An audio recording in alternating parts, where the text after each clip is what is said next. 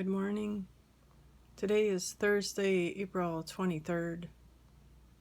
When I was looking at that, I said, oh, it seems like something's different about that day or special. And I'm like, oh, no wonder why. It's my son-in-law's birthday. And I told him happy birthday already, but then I just realized, oh, it's really today. So at any rate, I hope that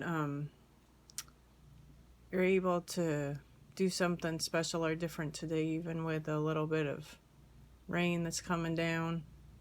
And I wanted to talk to you about this science project and experiment and lesson that put together for today. Let me show you in our textbook some pages.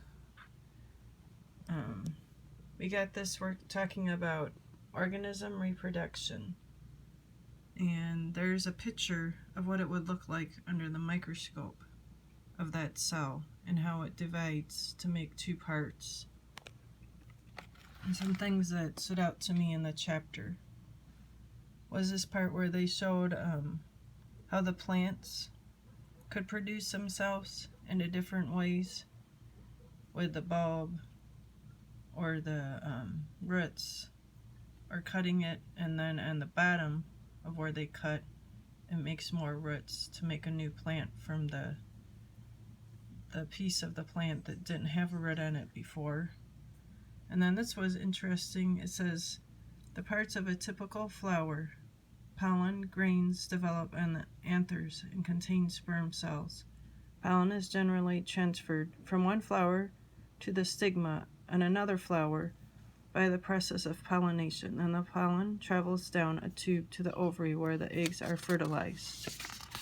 Some other things I saw was how a bee can pollinate also. Pollinators such as bees are one method used by flowering plants to get sperm from one plant to the eggs of another. Then we got another picture from a microscope, a budding hydra, how it produces. See that part on the bottom that it's making separate and that part on the left? Then we gotta flip through this stuff.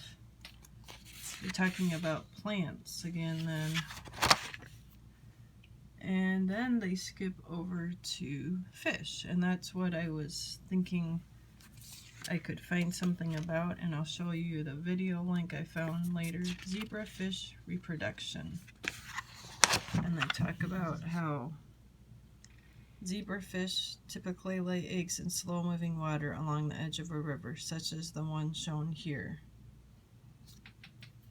And in this laboratory setting, researchers are observing the developing embryos, which can be seen on the computer screen. I think that was it. But in the end, they go from that egg to a baby fish in a real short time. 30 days, it says up here. The life cycle of a zebrafish, it starts as a fertilized egg and hatches into a larva after 3 days. And 30 days later, it becomes a juvenile, and in 4 months total, it grows into a reproducing adult. That means the fish can have babies already. During monsoon season, it will initiate sexual reproduction, and a female will lay eggs in the water. The male will release sperm into the water simultaneously. That means at the same time. I'm going to show you right here. They are gray like that still because it's going to put them on there in 3 minutes at 9 o'clock. I had scheduled it. So this one, what you would do was click on this link and it shows that video of the zebra egg developing.